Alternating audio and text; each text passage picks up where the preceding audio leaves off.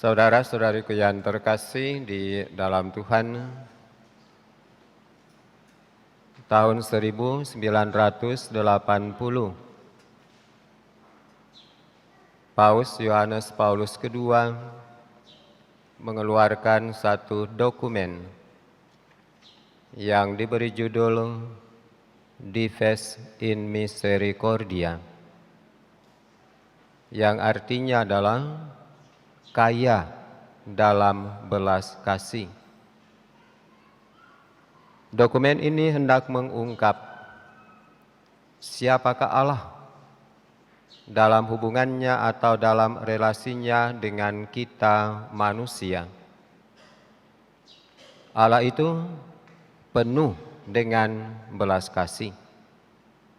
Allah itu kaya dengan belas kasih-Nya kepada siapapun juga yang dikehendakinya untuk menerima belas kasih itu.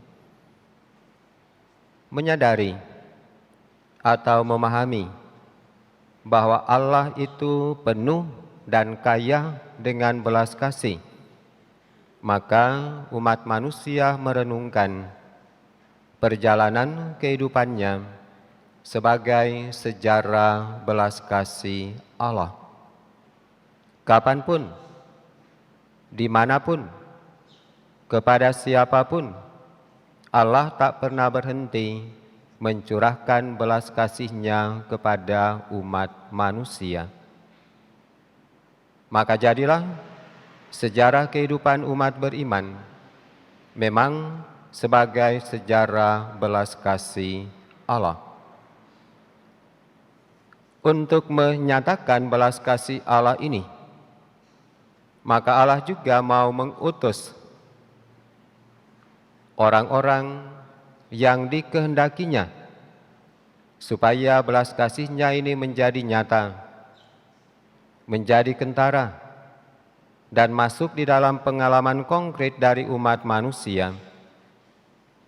Maka dari itu di dalam bacaan dari kitab Keluaran, kita membacakan dan merenungkan bagaimana Allah mau menyatakan kepenuhan belas kasih-Nya, kekayaan belas kasih-Nya kepada umat manusia, khususnya di dalam perikop kitab Keluaran, yaitu kepada umat Israel. Allah mau pergunakan Musa sebagai utusannya yang dikehendaki oleh Allah untuk membuka mata orang Israel supaya mereka melihat lagi bahwa perjalanan kehidupan mereka tidak lepas dari belas kasih Allah. Maka Allah memanggil Musa untuk naik ke Gunung Sinai, dan di atas gunung itulah Allah kembali mengingatkan Musa dan meminta supaya Musa juga mengingatkan umatnya bahwa perjalanan mereka keluar dari tanah perbudakan di Mesir tidak lain harus direnungkan dan disyukuri sebagai perjalanan belas kasih Allah. Tergerak oleh belas kasih-Nya, maka Allah mau membebaskan umat Israel keluar dari perbudakan Mesir.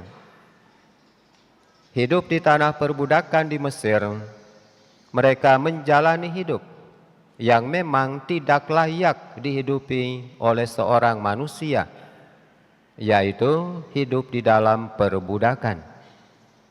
Maka Allah menghendaki supaya umat ini dapat keluar dari sana dan dapat menjalani satu hidup yang baru, yaitu hidup yang memang layak untuk dihidupi oleh manusia, yaitu hidup sebagai anak-anak Allah, hidup sebagai anak-anak merdeka.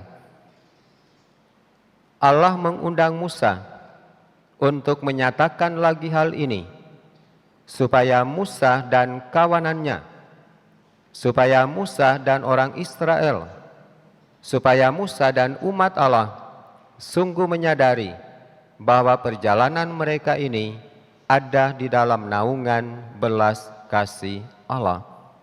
Mereka harus sadar bahwa sejarah hidup mereka adalah sejarah belas kasih Allah. Kepenuhan atau kekayaan belas kasih Allah inilah yang dibawa oleh Yesus di dalam karya-karya perutusannya, di dalam karya-karya pewartaannya, di dalam perjalanannya bersama dengan murid-muridnya. Maka dari itu, dengan sangat singkat, Penginjil Matius mengatakan di dalam bagian awal perikop Injil yang kita dengarkan hari ini, ketika Yesus melihat orang banyak yang mengikutinya, tergeraklah hatinya oleh belas kasihan kepada mereka. Belas kasih, inilah kekuatan dasar. Belas kasih, inilah motivasi utama yang menggerakkan Yesus dalam semua karyanya.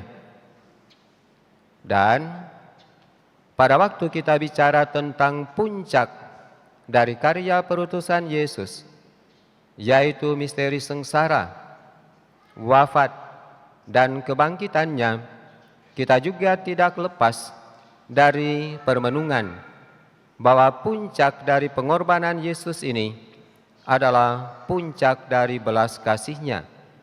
Sebagaimana dikatakan oleh Rasul Paulus di dalam suratnya kepada jemaat di Roma yang kita bacakan dan dengarkan tadi. Waktu kita masih lemah, Kristus telah mati untuk orang-orang durhaka. Waktu kita masih lemah, masih betul-betul membutuhkan ungkapan belas kasih dari Allah, masih betul-betul membutuhkan campur tangan dari Allah untuk keselamatan dan penebusan kita. Waktu kita masih berada di dalam kondisi itu, Kristus telah mati untuk kita orang-orang durhaka. Inilah puncak dari belas kasih yang mau dinyatakan oleh Allah lewat putranya Yesus Kristus. Sehingga perjalanan Yesus bersama dengan para murid, perjalanan Yesus bersama dengan kita semua, itu tidak lain juga adalah sejarah belas kasih Allah yang kita nikmati bersama. Maka saudara-saudari yang terkasih, sambil menegaskan siapakah Allah dalam hubungannya, dalam relasinya, dalam interaksinya dengan kita manusia, maka Yesus sekarang mengutus murid-muridnya. Mengutus mereka untuk apa? Mengutus mereka untuk menjadi rasul-rasul belas kasih Allah. Sehingga pada waktu kita mendengarkan beberapa gambaran karya yang dilakukan oleh para murid yang diutus oleh Yesus, sembuhkanlah orang sakit. Pada waktu mereka melaksanakan karya mulia ini, mereka harus menghayati bahwa karya ini mereka lakukan karena tergerak oleh belas kasih. Bangkitkanlah orang mati. Pada waktu mereka melaksanakan apa yang dikatakan oleh Yesus ini, mereka harus menghayati bahwa mereka melakukan itu tergerak dengan belas kasih. Sembuhkanlah orang kusta. Pada waktu mereka melaksanakan hal ini, mereka harus menghayati bahwa mereka melakukan ini karena tergerak dengan belas kasih. Usirlah setan-setan. Pada waktu mereka melaksanakan ini, mereka juga harus sungguh yakin bahwa mereka melaksanakan ini tergerak oleh belas kasih. Apapun juga yang dilakukan oleh para murid dalam karya-karya perutusan, dalam karya-karya pelayanan, dalam karya-karya pengabdian mereka, mereka harus nyatakan itu lewat penghayatan bahwa mereka lakukan itu tergorong oleh motivasi yang utama, yaitu belas kasih Allah yang mau dinyatakan kepada umat manusia. Selanjutnya, Paus Yohanes Paulus II di dalam dokumen Dives in Misericordia itu mengingatkan kita semua akan maksud mulia dari gerakan belas kasih ini. Maksud mulia itu secara simbolik dikatakan di dalam kitab Keluaran tadi dalam kata-kata Allah kepada Musa. Allah mau mengingatkan demikian, kamu sendiri telah melihat apa yang kulakukan terhadap orang Mesir, dan bagaimana aku telah mendukung kamu di atas sayap Raja Wali dan mengantar kamu kepadaku. Secara simbolik, Allah mendukung umat Israel di atas sayap Raja Wali. Yang hendak ditegaskan di dalam motivasi belas kasih Allah ini tidak lain daripada maksud yang sangat mulia ini, yaitu untuk mengangkat martabat manusia yang sudah jatuh di dalam kedosaan mereka. Belas kasih Allah mengangkat kembali martabat mereka yang sudah jatuh. Belas kasih Allah mengangkat kembali martabat mereka untuk kembali sebagai anak-anak Allah. Belas kasih Allah mengangkat kembali martabat mereka untuk tampil sebagai anak-anak yang merdeka, bukan lagi sebagai anak-anak yang diperbudak dengan dosa. Inilah yang menjadi kekuatan dari belas kasih yang menggerakkan Yesus, menggerakkan para rasul, menggerakkan pelayan-pelayan gereja, sehingga belas kasih Allah benar-benar menguasai dunia ini. Belas kasih Allah benar-benar menguasai gereja kita, dan belas kasih Allah benar-benar menguasai karya-karya pelayanan gereja. Mari kita lanjutkan karya-karya pelayanan kita dalam kondisi apapun juga, dengan menyadari bahwa segala sesuatu yang kita lakukan itu untuk ambil bagian di dalam kepenuhan dan kekayaan belas kasih Allah yang Dia mau bagikan kepada siapapun juga yang Dia kehendaki. Semoga demikian.